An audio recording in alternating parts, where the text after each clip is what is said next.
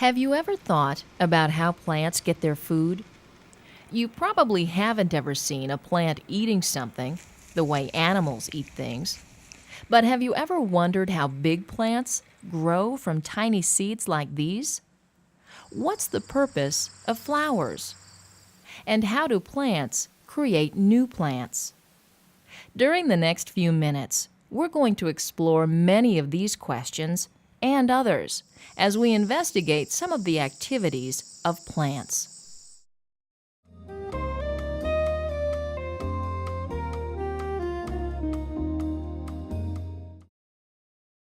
This is a very unusual plant called a Venus flytrap.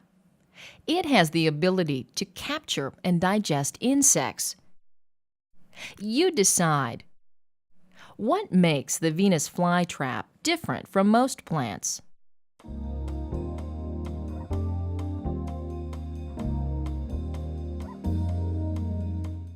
Most plants cannot capture and digest living things, as can the Venus flytrap. Then, how do they obtain their food? Believe it or not, most plants make their own food. Photosynthesis is the process by which they do this. The process of photosynthesis is one of the most important processes on the planet. Without plants carrying out the process of photosynthesis, most life on Earth, including human life, would not exist. Let's take a closer look at the process of photosynthesis.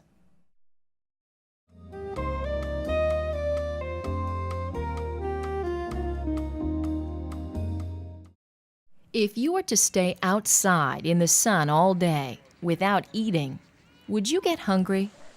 Of course you would. Humans cannot make food from the sun, but plants can miraculously make their own food from the sun's energy in the process of photosynthesis. How? Plants use light energy from the sun, as well as a gas called carbon dioxide, along with water to produce sugar, which plants use as food. In this process, plants give off water and a gas called oxygen. Oxygen is very important because we breathe it in and our bodies need it to work properly. Most animals also need oxygen. Plants are largely responsible for continually supplying oxygen on Earth, and this is one reason why photosynthesis is so important. Photosynthesis is a complicated process, but it can be summarized by the following statement. Plants take in carbon dioxide and water, and using light from the sun, they produce sugar and oxygen. Sugars produced by plants are very important because they're used by plant cells as food to carry out life processes. When we eat things made by plants, our bodies use sugars from those plants to help us function. Nearly everything we eat is either a food made from plants or an animal that eats plants. So as you can see, without plants and the process of photosynthesis, we would have a very hard time surviving.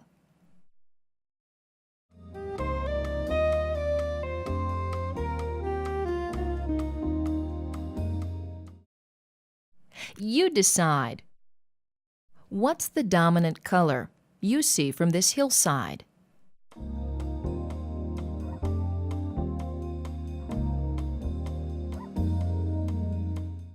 Everywhere you look, you see shades of green. Why? This is because you are seeing leaves on trees, bushes, and grasses. The green parts of plants are the sites where photosynthesis occurs. What makes leaves green?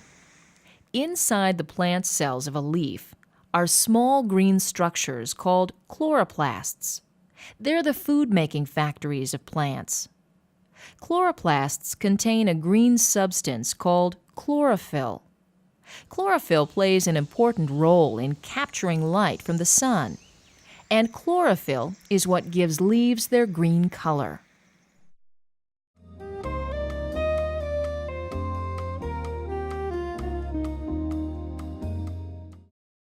Think about all the different kinds of flowers you've seen.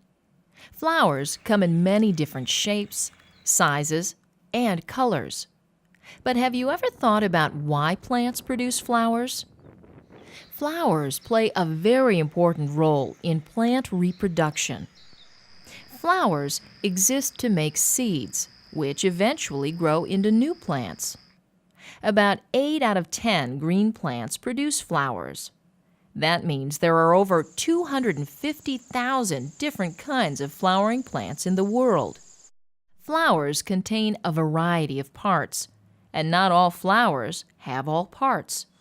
When you think of flowers, you usually think of beautiful colors.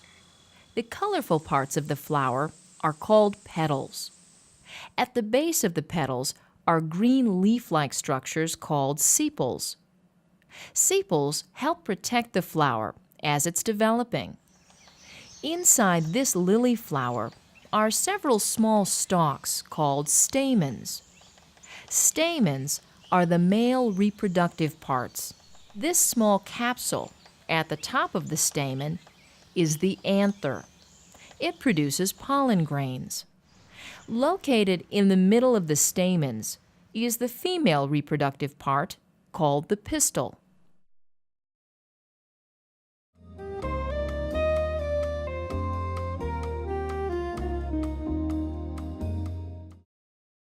You decide. What do this bee and this butterfly have in common?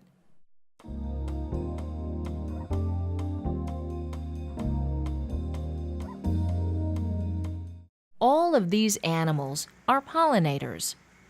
Pollinators are animals that help plants in the process of pollination. What is pollination? Pollination is the process of pollen moving from the male part of a flower to the female part of a flower. Animals such as insects and birds, as well as wind, help move pollen within a flower or from one flower to another in the process of pollination. When a pollen grain touches the sticky top of a pistil, called the stigma, it forms a tube through which male sex cells travel downward into the ovary. Inside the ovary, an egg is then fertilized. The process of fertilization is the combining of male and female sex cells. After fertilization, the egg develops into a seed in one of the most amazing processes found on the planet.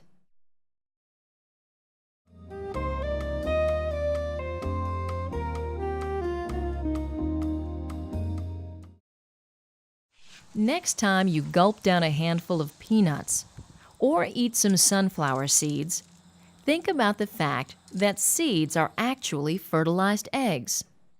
Seeds contain all of the material necessary to sprout a new plant. We eat many seeds without realizing it. When we eat strawberries, seeds are inside the strawberry, and blueberries contain blueberry seeds. This is because the seeds are encased within a fruit. A fruit is the ripened ovary that surrounds a seed. The watermelon is a large fruit that contains dozens of seeds. Once a seed has fully developed, it's ready to produce a new plant. But first, the seed must move to a place where it can sprout. This process is called seed dispersal. Wind often disperses seeds, as do animals such as birds, which may carry seeds great distances. Once a seed is dispersed, the correct ingredients are required for germination. Germination is the process of a seed sprouting into a plant. In order for a seed to germinate, it needs water and warm temperatures. If all of these things occur, a new plant is born. Over time, young seedlings grow into mature plants. To successfully reach maturity, plants need adequate water, air, the correct temperature, and light to make food.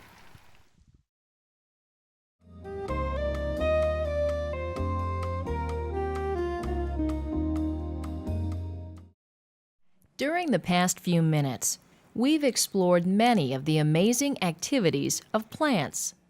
We took a look at the process of photosynthesis, in which plants take in carbon dioxide and water and use the sun's energy to produce sugar and oxygen.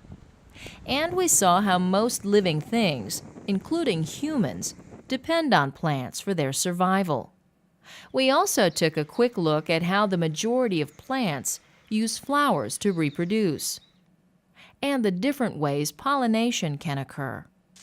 And we also discussed the life cycle of flowering plants, from development and germination of seeds to the growth of plants to maturity. So the next time you see a green leaf or notice a bee pollinating a flower, think about some of the things we discussed during the past few minutes. You just might look at the activities of plants a little differently. Fill in the correct word to complete the sentence. Good luck, and let's get started. Number 1. Plants produce a gas called.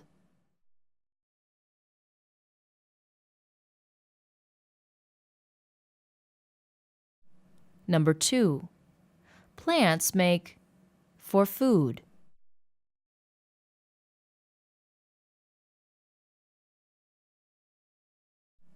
Number 3.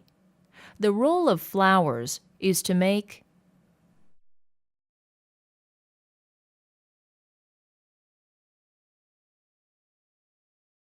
Number 4. Is the process of pollen moving from stamen to pistil.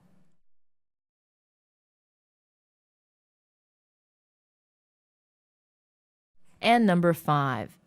Is the process of a seed sprouting into a plant.